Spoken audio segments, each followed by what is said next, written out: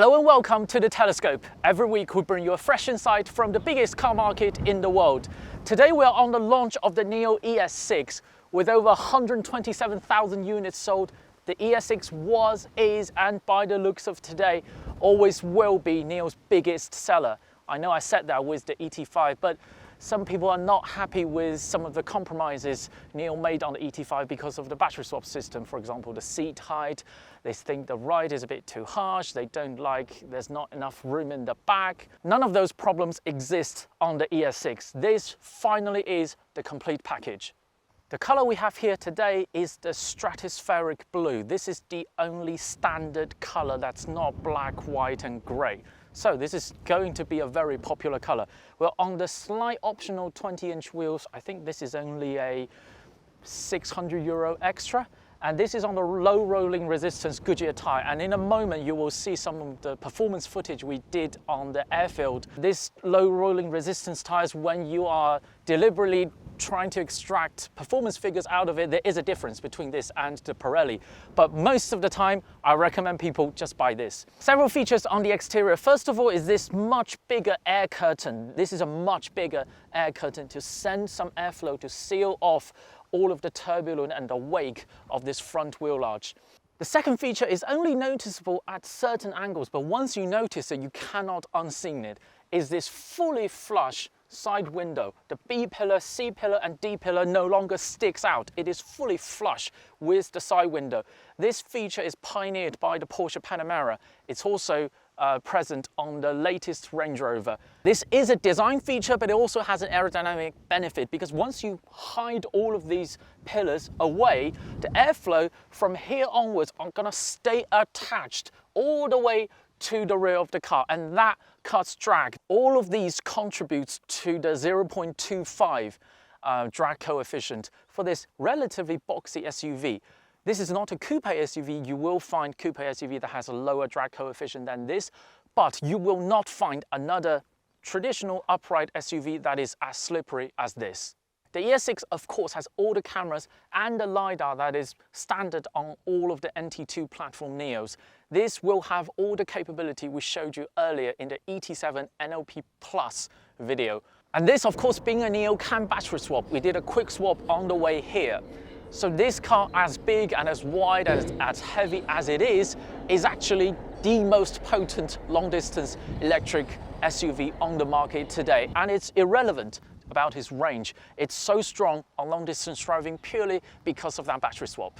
The new ES6 is about 50 millimeters lower in height compared to the previous generation ES6, which is actually quite significant. You really see it on the rear of the car. They put more shape into this rear body. And this crease here is actually an aerodynamic feature called the departure curve being integrated as a design element. This basically sends the airflow away from the car, deliberately separates the airflow from following the body all the way around, creating more drag. Talking about a boot, this boot is competitive in its class. In terms of capacity, this is about 580 liters. So it's right in between the coupe version of the Porsche Cayenne and the regular Porsche Cayenne. And you also have over 100 liters of underfloor storage. So practicality-wise, this is competitive in its class. But one area I think it does even better than the competition is the reverse light. Let's see. First of all, it's symmetrical. I like symmetrical reverse light. It drives me crazy that some cars' reverse light is not symmetrical. Secondly, it's integrated into the fog lights, and I suspect these lights are brighter than normal reverse lights because to help these cameras to park the cars in pitch black darkness. I know we already did a static review of the ES6, but at that time, that was before the press conference. We were not allowed to sit in the only ES6 available at the time. Now, sit in the car, one thing I can tell, this windscreen is much smaller in terms of opening area than the previous generation ES6. I think this is where the lowered 50 millimeter height comes in. To give you an example, the previous ES6 feels like it's got a windscreen as big as a Range Rover Sport. This is more of a BMW X3 size windscreen. You probably don't know what I'm talking about, but If you have sat in the previous generation ES6, now having sat in here, this is the biggest difference in terms of overall visibility that you can tell. The rest of the cabin, well, it's 95% NIO ES7, which means I think is too good for the intended role of the ES6. The only area you can tell that this car is trying to cut some cost is the lower half of the door. It's using the same recycled plastic fiber seen on the ET5. Here in the rear cabin, it's surprisingly spacious. First of all, the wheelbase is grown by about 15 millimeters. The headroom is actually better than the previous ES6 because they dropped the floor by as much as I think 9 to 10 centimeters. That is a huge amount in terms of packaging. And they expanded the panoramic glass, so you get a little bit more room by having the glass extended all the way to the top of your head. Another important area is the seat, because the slimmer the seat, especially the seat back, the more room you're gonna get for the rear passenger. And this seat looks significantly slimmer than the previous generation ES6, which has a very bulky, very sporty looking seats. Looks cool, but it takes up a lot of space. This is the second generation in-house developed seat system, and it does look much slimmer, providing more knee room. But one area I still don't understand is why there are still no storage space on the back of the front seats. I mean, this may eat away 2 centimeters of knee room. You have more than 2 centimeters of knee room available. I'm 5'11", and this is easily doable if you add a storage compartment here. We're on an airstrip to demonstrate the performance, but I don't think there's going to be any doubt about this. All NIO models up until this point has excessive amount of performance. This is no exception. 490 horsepower, 4.5 seconds to 100 kph claimed. And we're going to show you how does that feel like.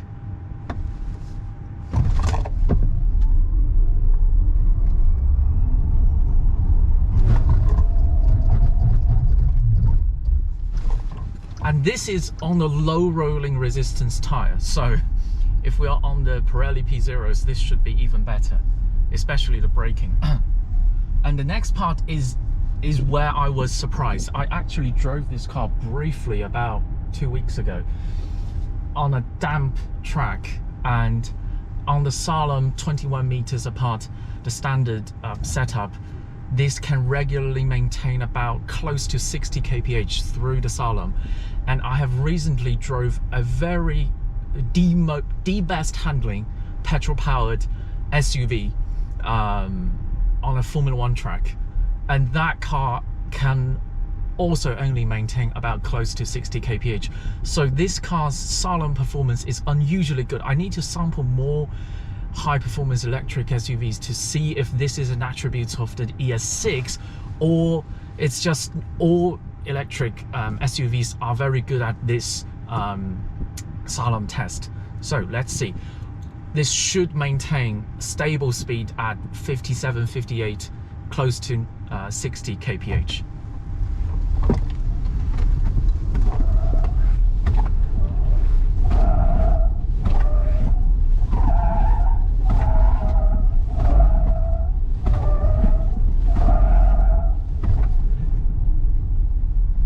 哦，我知道为什么了，因为我那天开的是倍耐力。对。哦，这差别还是有一点明显的。OK， 好吧。Now we're out of the airstrip and into the real world. This is a closed off, very nice piece of mountain roads that is reserved for the ES6 test drive for us to really try out the dynamics of this car. I'm happy to report this is probably the NIO that most people wanted. I mean, I still prefer, personally, I still prefer the ET5 because it is firmer, it is more sporty. But this generation of ES6 is a lot better, head and shoulders above the previous generation ES6. I criticized the dynamics of the first generation NIO SUVs in the original ES8 review. I thought it was too comfort biased. The whole car is very floaty. This car is not floaty at all. Overall, you feel this car is a lot more stable and it grips onto the road much better than the previous generation ES6 with none of the wobbly sensation.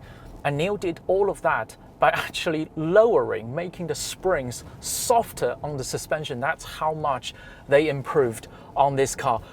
Another highlight is the ESP system on this car. You've probably seen earlier in the slalom test that it's achieving very good average speeds. On a closed-off airstrip and also on these mountain roads, we've tested back-to-back the BMW X3. And surprisingly, probably for the first time ever, I felt the BMW X3 is the more conservative setup on the ESP system. And I never thought that day would come for NIO to give the drivers more liberty on the body control of the car.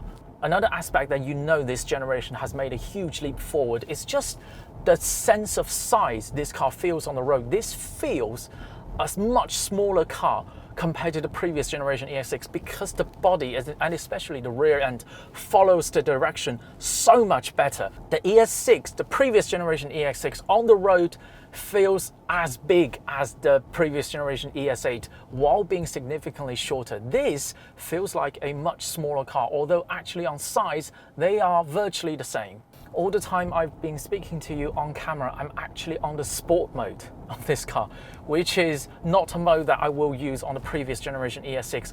All NIO cars previously, they all have a lot of performance, but you never felt like they're set up for enthusiastic driving. But this car is more suitable. I think this car is set up for the sport mode, and even the Sport Plus mode is much more usable on the new ES6 compared to the previous generation. The previous generation cars, not just the ES6, the ES8, EC6 in general, I will only use the Sport Plus mode when I'm trying to demonstrate the performance to new customers or new media journalists. This actually, in daily driving, even the Sport Plus mode is much more usable. And that's just another area this car is so much more well developed than the previous generation.